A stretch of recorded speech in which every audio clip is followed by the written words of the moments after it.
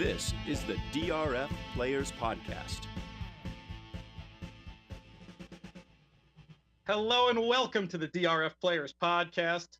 I think it's show number 268, somewhere up there in the high 26s. One of these days, we'll get this iTunes glitch sorted and I'll be able to check again in real time. I can tell you with certainty that it's the September 12th, 2017 edition, and also tell you with certainty that I'm your host, Peter Thomas Fornatal, back with you in the Brooklyn bunker, coming to you also today from an undisclosed location.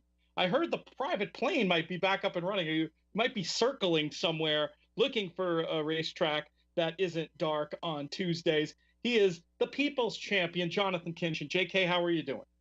What's going on? It was a nice, there's a lot of things to be thankful for and to honor on September 11th.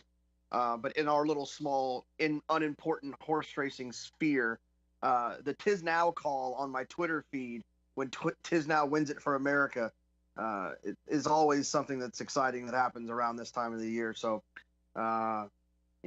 obviously not the most important thing yesterday, but at least something that gives you a little bit of a smile. No, I was there that day, and I've never told this story, and I wasn't planning on telling it, but since you threw it out there, it's actually there that day with a friend who had lost his son, whatever it was, just a few weeks earlier. And that day, it was a very emotional day, remembering the snipers on the roof and the added layers of security and just all the emotion. And it was really nice to be distracted for a little while, as we were Mets fans such as myself, getting that distraction in the weeks after with that sort of back from out of the pennant race into the pennant race Mets chase, and of course the famous Piazza home run, which I still contend was the greatest thing I've ever seen at a sporting event. I've seen some cool ones, but I've never quite seen anything like that Piazza home run. But definitely the great day of racing, and to be able to share it with a racing fan who'd lost so much, and Tis Now getting it done in incredible fashion. I do agree. If you want to watch, if you're in the mood to watch a really cool horse race, we can do that thing we did it a few weeks ago with Travis's Derby call. We'll tell you right now, if you're listening live, you're out of luck. But if you're listening on the podcast, pause the show and go ahead and watch that, at least the stretch run of the 2001 Breeders' Cup Classic. Okay, go. All right, wasn't that awesome? Amazing stuff. Thanks, JK, for bringing that up. What was your story this weekend? Were you participating? I didn't see your name on as many leaderboards as I'm accustomed to. No, I did. I actually played in a contest to try to get into Keeneland. Unfortunately, life was happening. Good childhood friend's father unfortunately passed away, and so I was in Dallas-Fort Worth doing the memorial service and funeral, and so I was kind of busy doing that. However, Saturday morning I did participate in the Keeneland feeder or Keeneland qualifier and made a little bit of a run. Had a 19-1 shot, and which I don't, those are the horses I don't usually have, and so made a little bit of a run, but couldn't seal the deal late. So, but that was kind of my action for the weekend. Like I told you guys last week, just take a little bit of a break after Saratoga and Del Mar. It just those two places will drain you, whether it's mentally, physically, and or financially.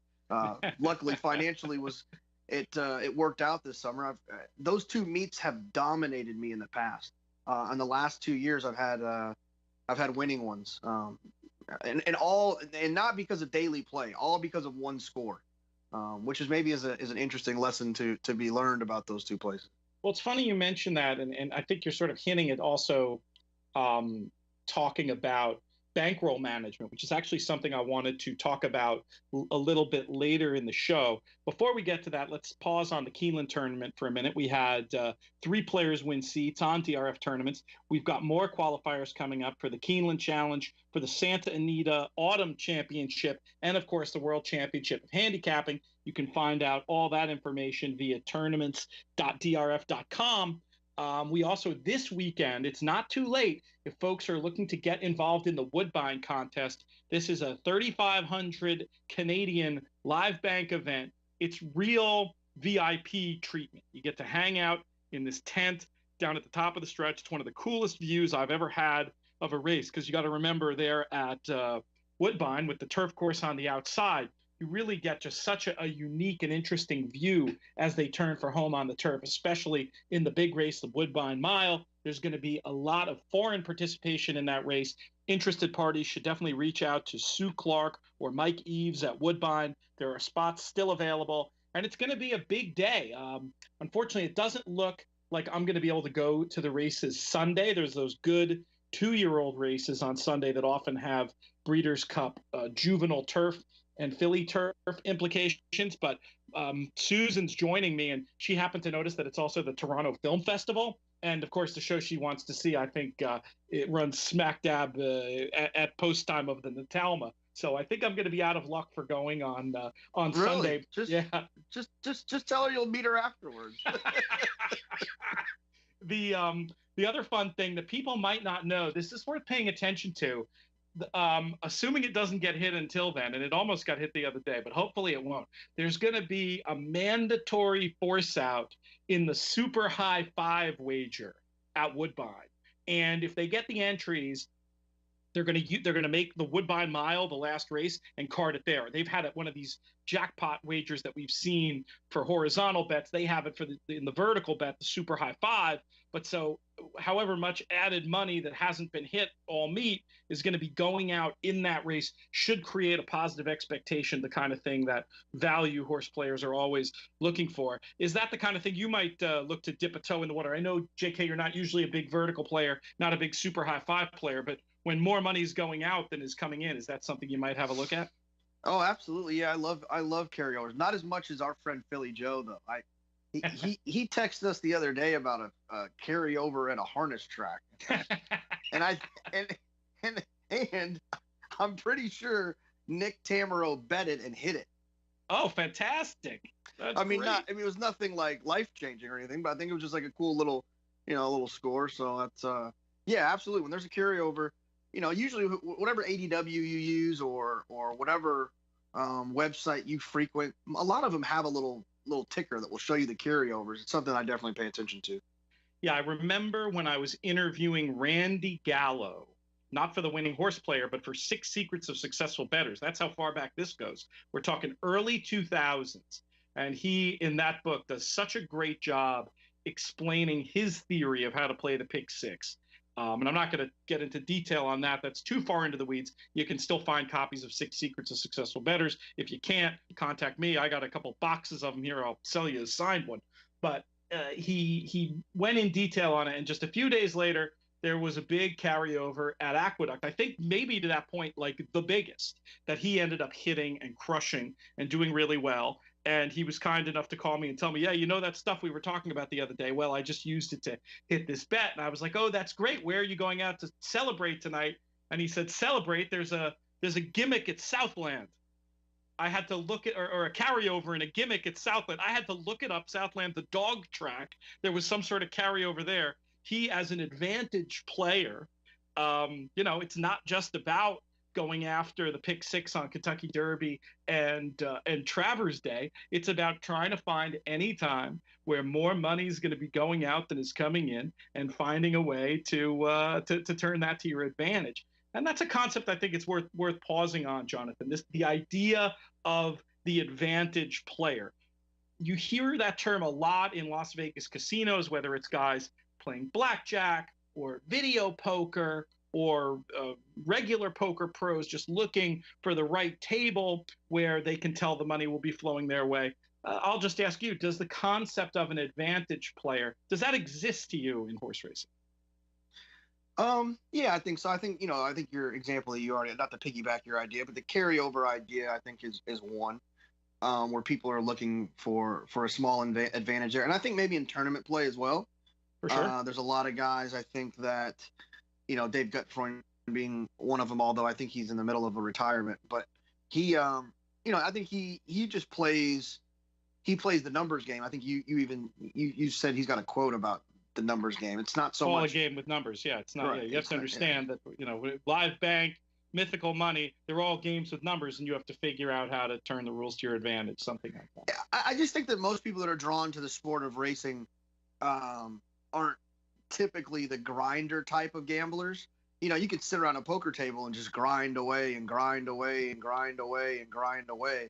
I'm not really sure that the type of people that play horse racing can do that. Although I guess some of the computer rebate guys is what they're doing. It is essentially. You're right. Yeah. So I would assume that those are kind of the closest examples I could think of as for advantage players.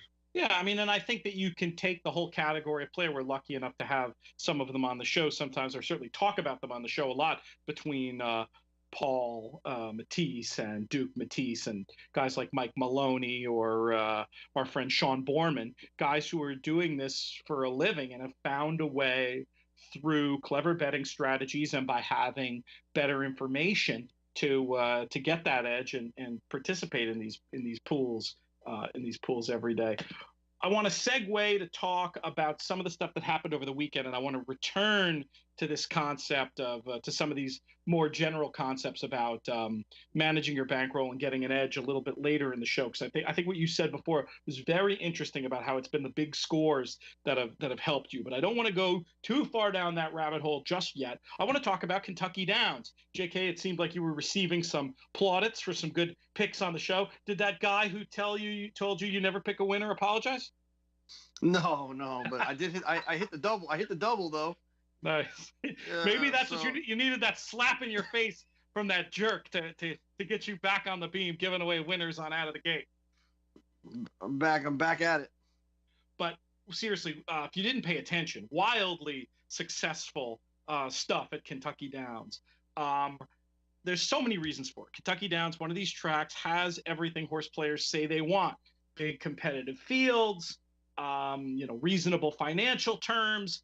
The production values have increased. I know you had a very gentle, constructive criticism, Jonathan, for CJ and the team at Kentucky Downs. I'll let you pass that along after you talk about what great success they had with the amount of money they handled this weekend.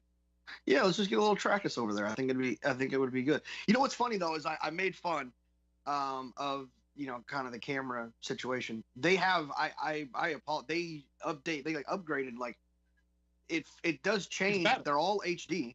Yeah, it's way better. I mean, this year was a leap forward, and you have to wonder if that helped with these record numbers of handle they had. I know it was only weather related, but personally, I liked that they came off of Labor Day weekend. I always felt that it got a little bit lost amidst the closing of Del Mar and Saratoga. I wonder if there isn't a lesson there in terms of positioning them to be like the best and most exciting game in town on this past weekend, which they were. I'd love it. I don't understand all the politics, JK. I don't know if you do either. But, I mean, what are the odds we're going to be able to get this meet a little bit expanded? There's some real good stuff happening at Kentucky Downs these days. I think there's probably no shot. Just because of the stronghold that Keeneland and Churchill have on days. I'm not really sure they're going to ever let any of their days go to allow Kentucky Downs to expand. So doesn't money talk though? Isn't there some sort of financial arrangement that could be broached when you see the kind? I'm not talking about having them run for weeks, but getting a couple extra days in there, having this be a little bit more of a festival. I don't know. I'm talking out of my hat. CJ is the guy we should be asking about this. I was lucky enough to have CJ and Jack Jenkins and Byron King. Jack Johnson would be a very different interview on talking about the Kentucky Downs meet in a webinar we did last weekend. Don't know if you got to hear any of that, but those guys were really fun. CJ brought a really cool perspective to the Jockey 7 wager, offering some excellent thoughts. Byron always with the inside insight, and Jack Jenkins did a phenomenal job just revealing some of the trip work he does and some of the angles that have gotten him home in the past at Kentucky Downs. I actually think even though the show was entirely about races that have already happened, it might be worth going to drf.com/YouTube and checking out some of their insights for folks interested in playing there in the future. How about some specific insights as to the races at Kentucky Downs over the weekend, JK? Anybody in particular who impressed you? Certainly, it was good to see Miss Temple City, whether you bet on her or not. Good to see her get back to her winning form over the weekend. Yeah, absolutely. I mean, I think we steered people in the right direction there. I mean, I was against her, but I thought if you were for her, you needed to single her.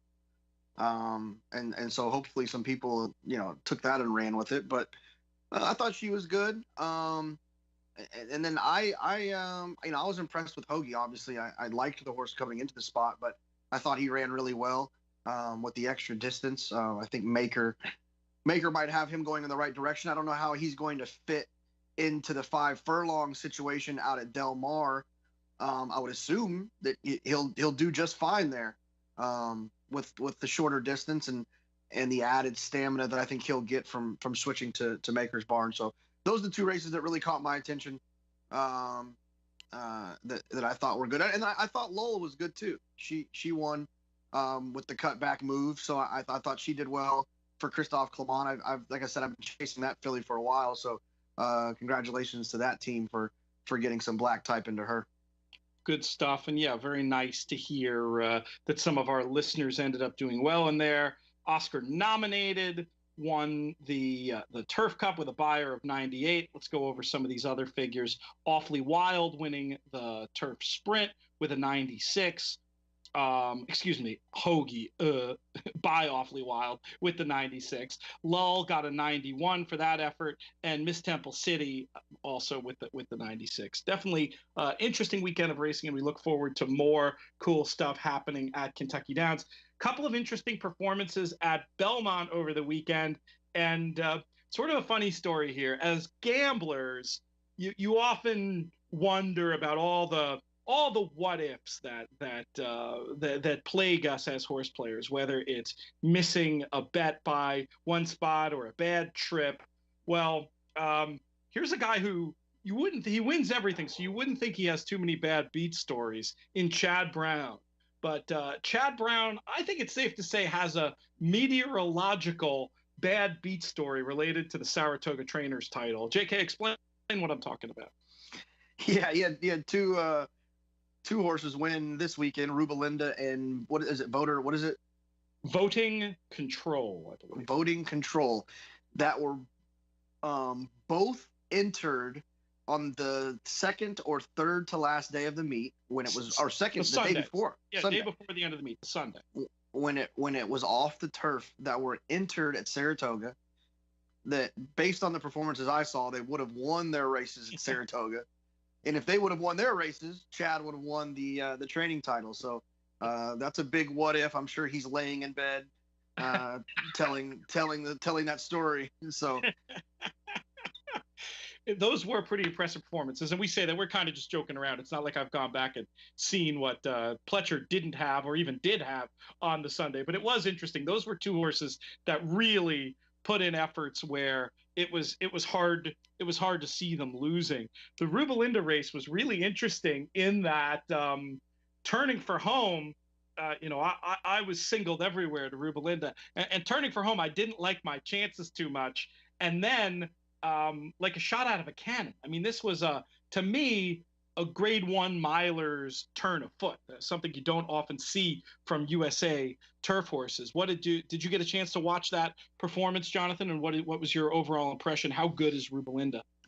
I think she's really good. How I guess watching that performance, I kept thinking, how bad was that ride previously when I needed her for my lungs that Jose gave her? I think it's important to point out that he's stayed on, which is interesting to me, especially from such a it's a volatile barn that if you give a bad ride, you will get removed.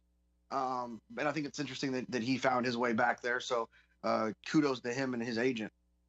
Yeah, well, Rubelinda, 90 buyer speed figure, but this was one that needs to be seen to understand the what all the enthusiasm about it was. Let's take a look. I can look at the incremental pace here. Yeah, I mean, just ridiculous come home times of the last two. I got to do a little quick math here, but looks like she came home in sub 22. So, I mean, we're talking about one who was flying. Remind me of age. She's a 3-year-old, right?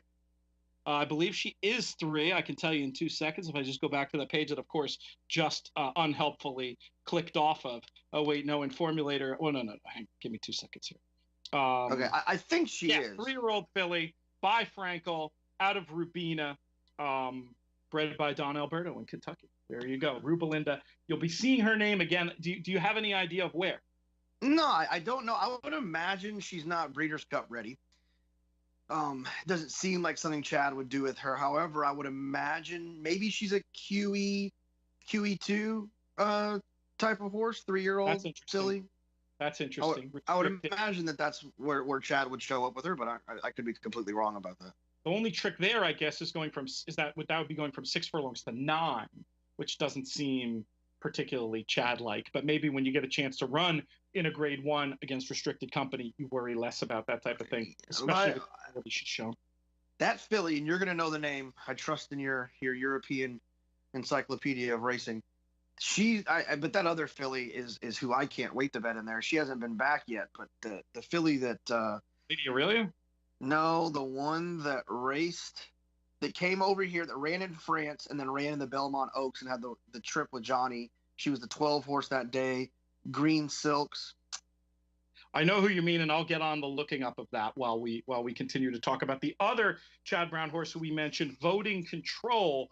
This was an interesting example of where tote board reading can kill you, because I know more than one sharp player who saw, this well-fancied, good workouts Chad Brown horse, saw that for much of the betting, Voting Control was 4 or 5 to 1 on the board.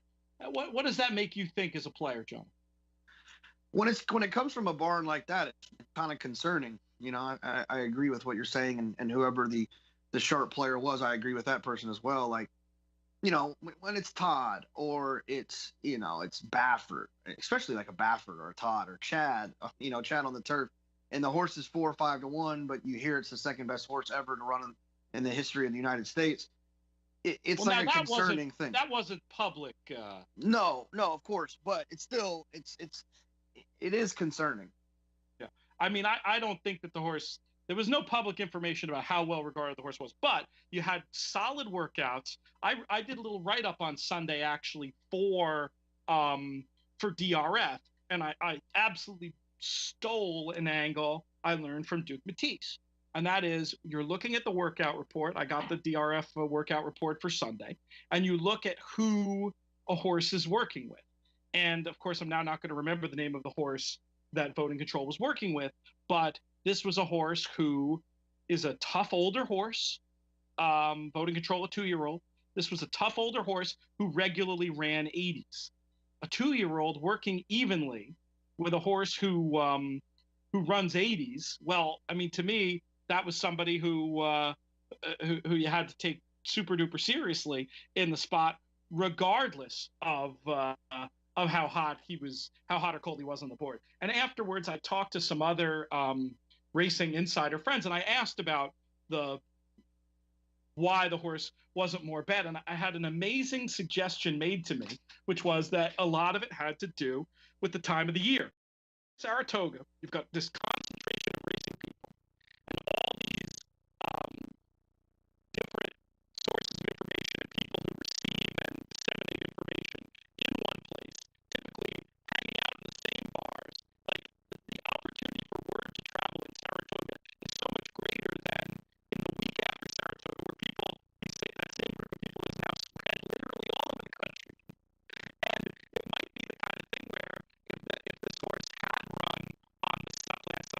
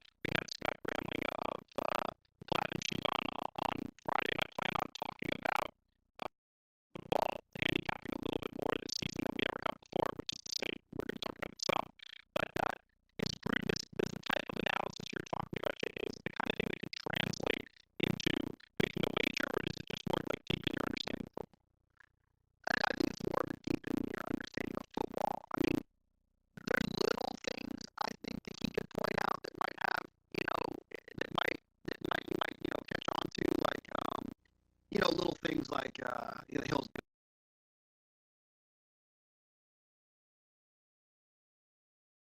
They're playing, a team like the Giants or somebody who blitzes like a lot, something like that.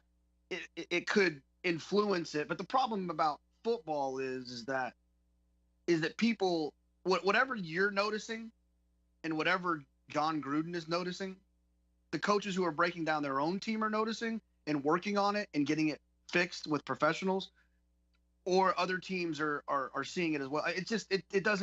It's not really a week-to-week thing that you could say, oh, they are really bad at this. I mean, I guess if they have a bad left tackle, that's not going to change. But they'll do things to protect their bad left tackle. They'll start chipping with a back. They'll start putting a tight end on that side to make the defensive end have to be in a wider position. They'll shift. They'll slide their protection. There's so many things that get adjusted. So, I think it's kind of hard. I think it just helps you with your overall knowledge of the game, which can put you on the right side from time to time, but nothing direct. It's not like, oh, this horse has a turf foot, and then you use the horse next time the horse runs on the turf. It's not really that direct. The difference being that it's such a game of adjustments, like you were saying, and there's a lot of people very well paid to make those in real time, and it might mitigate an advantage even if you're talking about betting and running. But still, it's always nice to have one's deepening of the game, broadened. I'm not finding all the words today, JK. I haven't achieved my true pre-Breeders' Cup form. We'll get there, though, I swear. I did have one other note from Saratoga before we leave Saratoga 2017 behind for good. The Paddock Bar elections. I never told the listeners what happened in the Paddock Bar elections. It was a narrow vote. There was a runoff in the end. I'm happy to announce that I was in fact elected mayor of the Paddock Bar once again for the 2018 season, but they also decided, JK, to make you king. So I guess I'm reporting to you now, technically, in my role of mayor. You can just call me my grace. That's what they say on not Lord of the Rings, but Game of Thrones. Game of Thrones. Yeah. So come to the Paddock Bar next year. You can watch me bend the knee for Jonathan Kitchen. I know you haven't gotten to that season yet, JK. You'll get that joke in about 6 weeks. But that's, okay. Yeah, I need that. And if there's anybody at the Paddock Bar that looks like Khaleesi, make sure you send her my way as well. We have a few things on this show. The Mike Maker fan club, also apparently the Amelia Clark fan club. It was an amazing summer up there. And just folks, if you're coming to Saratoga next year, the technical name of this place, we call it the Paddock Bar. It's a more literal description. The Post Bar, run by Union Square Hospitality. They do an amazing job. Spend at least one of your days at Saratoga hanging out, whether it's a high top table, one of the little tables, however you want to do it. If you're a Naira Bets player and can work yourself into a gazebo, do that. But for my money, the best place to hang out at a racetrack is the Paddock Bar. And don't just take my word for it. Our friend Fooch, who's been racing all over the world, Hong Kong, Royal Ascot, you name it, said that our area for him was as good, if not better, than anywhere he'd watched racing in the world. That's a tremendous compliment to our friends at Union Square and our friends at Naira for being smart enough to license that little. All right. I hope Orcadia's not listening. Shh! Don't tell her.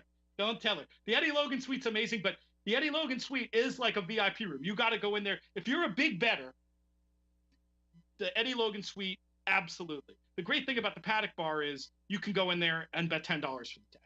That I'll say is the difference. Look, I'm not turning my back on Eddie Logan. And when I'm out in California and I'm betting, that's where I want to be. But in terms of obviously I don't want to give short shrift to the green room either, or the bluegrass room for that matter at Keeneland. Also special places to watch a race. But you can, for the every man and every woman horse racing fan and bettor, you got to give me the Paddock Bar, JK. 100%. I'm a big fan of that establishment.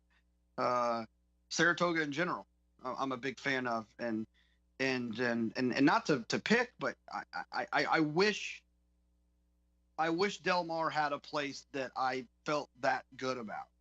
That racetrack just doesn't have like a place like that.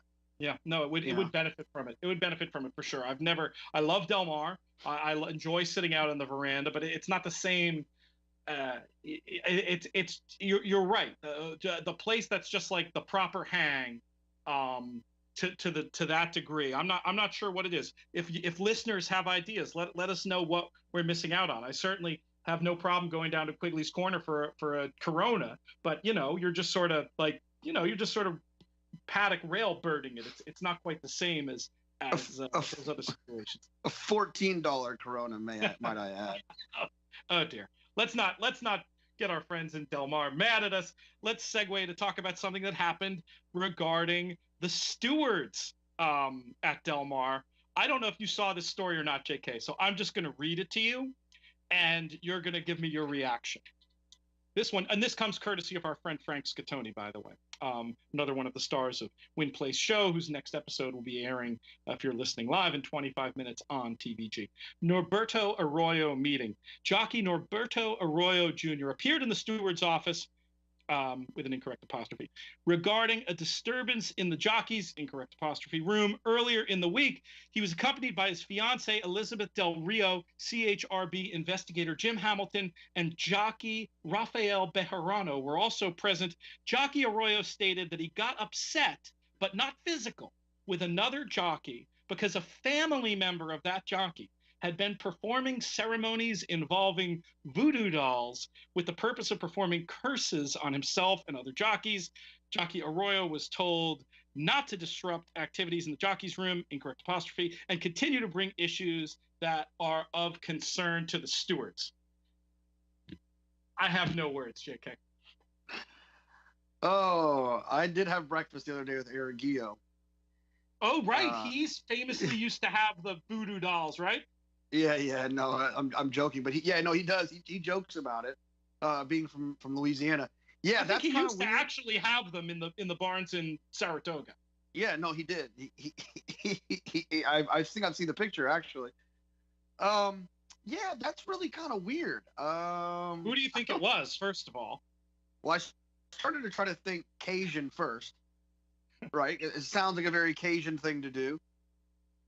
So I thought Kent DeSormo, but then I thought he seems like a little. I've never heard anything like that. So I don't know. I don't know who else. He's got a lot of baggage, but I don't think there's voodoo dolls in the bags.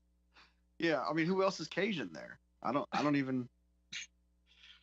Who knows? Maybe it's some crazy, like somebody from some crazy Latin American country that gets down with the voodoo dolls as well. I just think it's funny. Some of the things that when you see it in print, it's a little bit funnier. It probably wasn't nearly as funny during the moment when they're in their heated exchange, but I mean, it's weird. I'd love to talk to a pro athlete about this. I mean, it might be different in football or hockey, some sport where your lives aren't, well, in the moment anyway, literally at risk on the field. But it does seem maybe a little bit in bad taste to be hexing people in a sport where you're basically a minute from the worst case scenario at any possibility. So, and this represents growth for Arroyo, who earlier in his career famously once like punched out a Pinkerton at Saratoga. We used to call him the pugilist. He was very quick to his fists. So it seems like he's experienced some personal growth to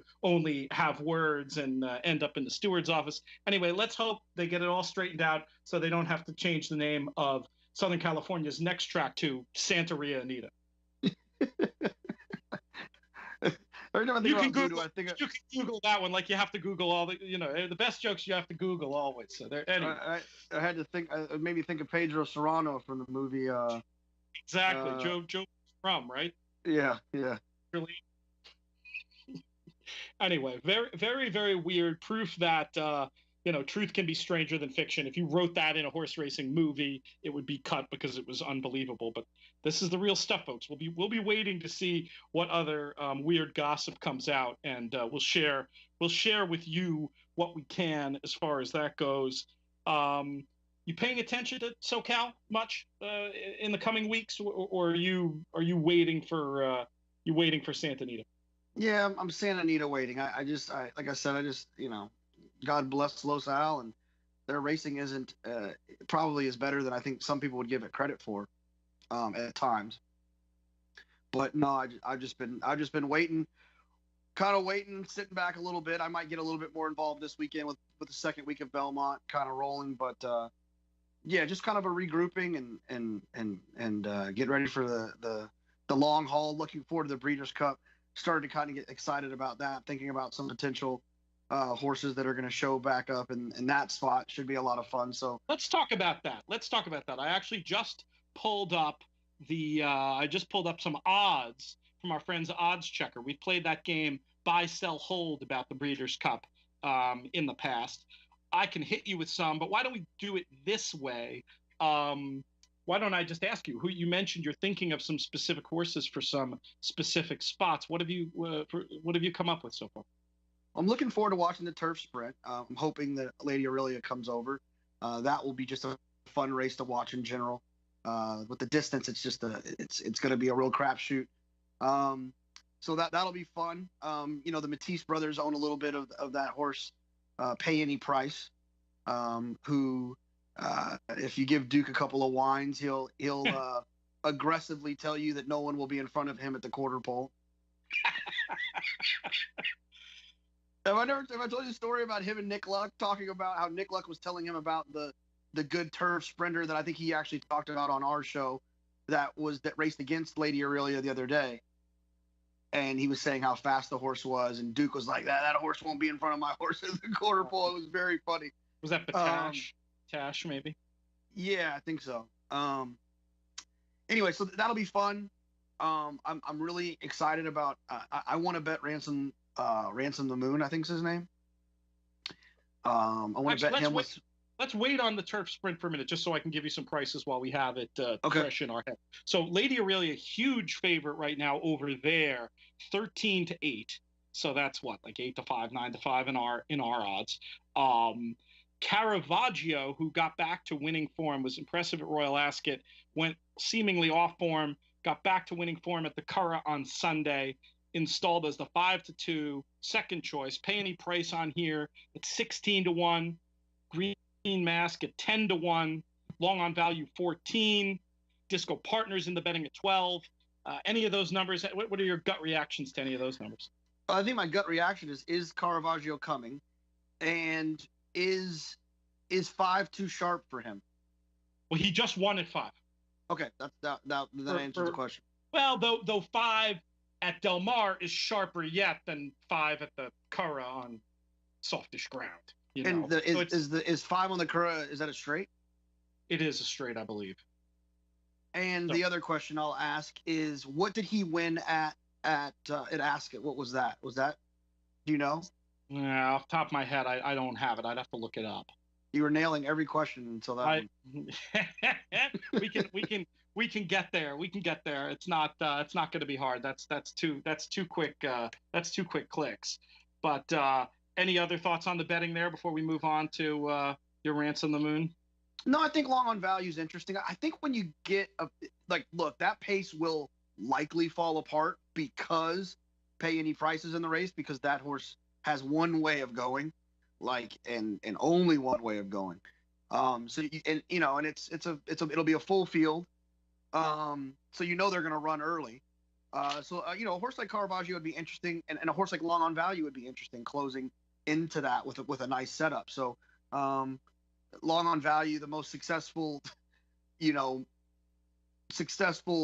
accomplished 2-turn horse to cut back and be really good going 5. So I think that could be an interesting horse. I think what you said was 14-1. Yeah, I clicked off it to go to the next race already now, but I can easily find that.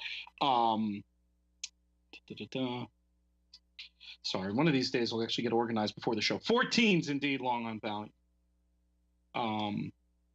And here's the Caravaggio race. It was the Commonwealth Cup, the Group 1. Obviously, the King's Stand was where Lady Aurelia made her mark on this year's Royal Ascot.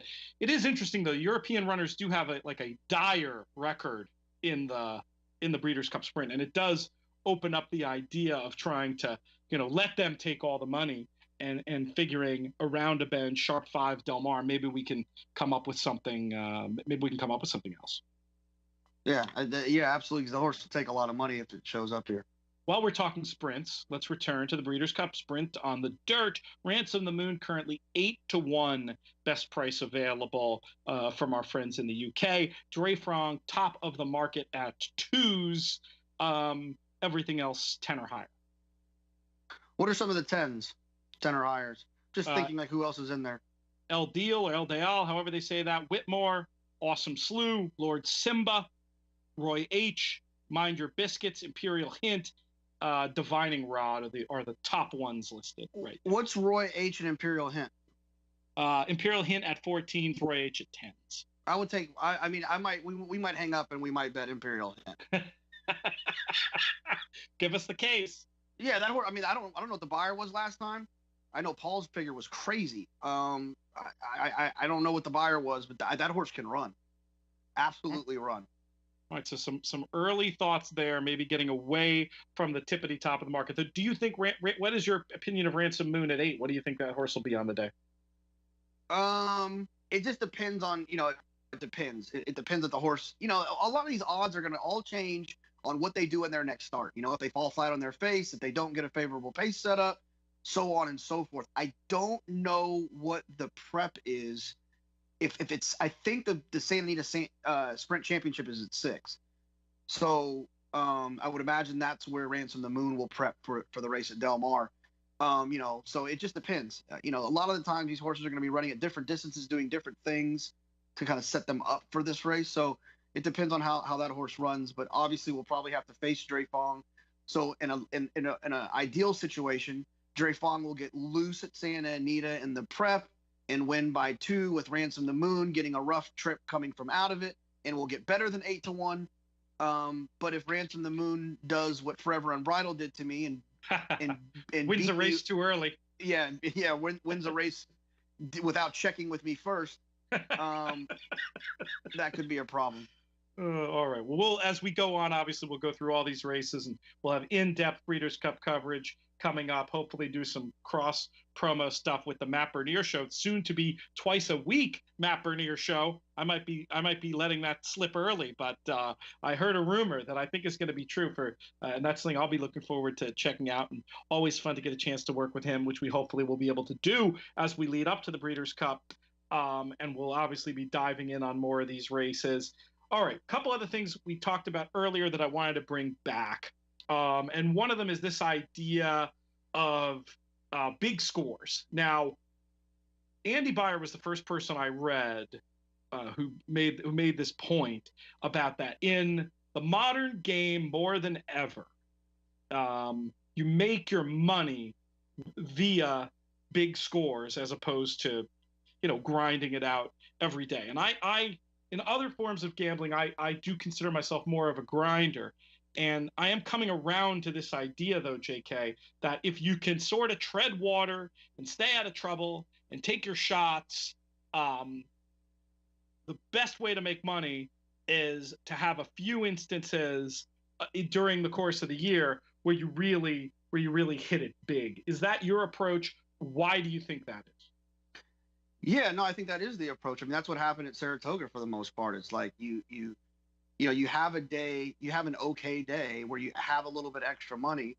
And then what I typically do, whether it's right or wrong, when I have that extra money, and our friend Mike Maloney talked about it, and I think in a part of his book about being aggressive when you have winnings. Like, that's when you become like the over aggressive guy, not when you're down, not when you're losing. You don't want to be the over aggressive guy then to try to get it back.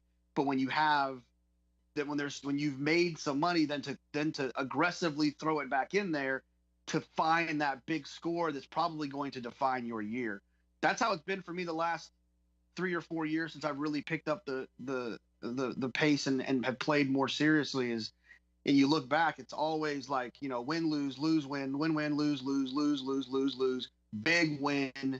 And the big win is typically that number that puts you into the black, and so I think there's definitely something to that. And I think some people's style is different. But if you're playing pick 5s and pick 4s and pick 6s, and that's your what you're playing, then that's what you're looking for. You're trying to just float, big score. If you're a win, play, show exacta guy, then you're more of a grinder. You're more of a at the end of the week I want to be up. At the end of the week I want to be up. At the end of the week I want to be up. And the way that I play and a lot of the people that I'm around, at the end of the year I want to be up, and it's not so much. It's more of a larger scale evaluation of how I'm playing.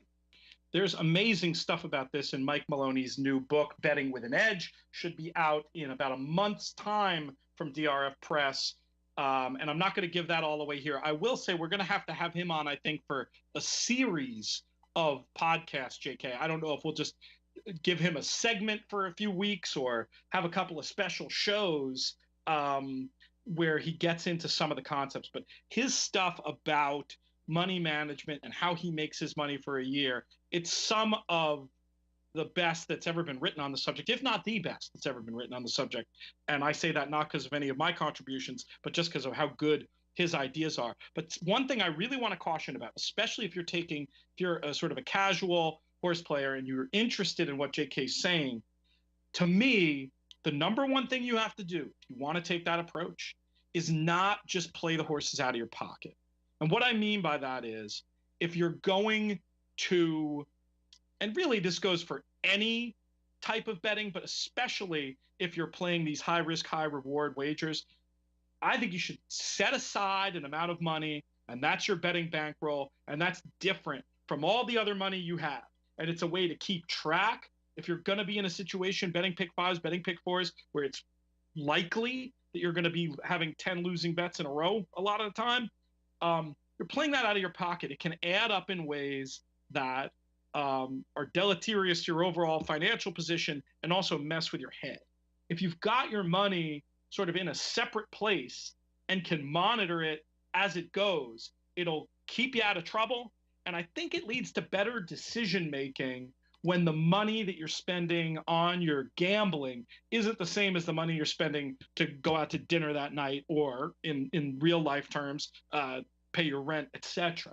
I love the idea, and I encourage everybody to do this, at whether it's the beginning of the year, the beginning of the meet, whatever it is. Try to put money aside. ADW accounts are great for this. Even if you're playing on track, you can put your money at the beginning of the week, beginning of the meet, on a wagering card and play off that. And I'll spare you this time the lecture about then keeping records about it. But if nothing else, if you put that money aside, you can keep yourself from getting into too much hot water and give yourself the ability to take those shots without fear of bleeding out too much. Do you keep a separate bankroll, and what do you think of the concept and what I'm saying here? Yeah, no, I agree with that 100%. In fact, I think that Mike's portion of money management and there's a part about relationships I think is just next level in terms of what anyone has written or has publicly spoken about in terms of horseplay and handicapping. It's absolutely like life changing. I'm really excited for people to be able to read that part. I'm guilty of it. Like, if I have a good day, I'm going to eat better than if I don't have a good day. Like, I'm going to go to Chipotle if things go wrong.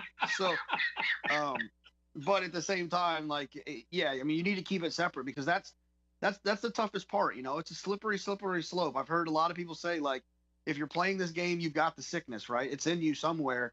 And so you have to be careful that it doesn't get control of you. And that's the best way to do it, to have a plan with how you're going to handle your bankroll. Yeah, so we definitely encourage folks to do that, and we encourage folks to check out Betting with an Edge, and we'll have many more discussions along these lines as the book reaches publication. Hopefully there'll be some events, and I can't imagine the horse player who wouldn't learn something from reading this. And again, I apologize if I sound like I'm tooting my own horn. I really just view myself as what's the word?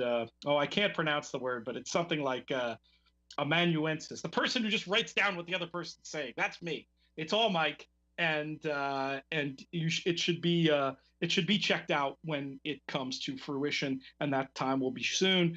Just a couple of minutes left. I had a little closing thought I wanted to share. JK, do you have you got anything else you're dying to say on this Tuesday morning? No, I can't think of anything. So I'm going to tell you about my new favorite angle. We wrap a minute early and give folks time to go check out the new episode of Win Play Show. That's okay.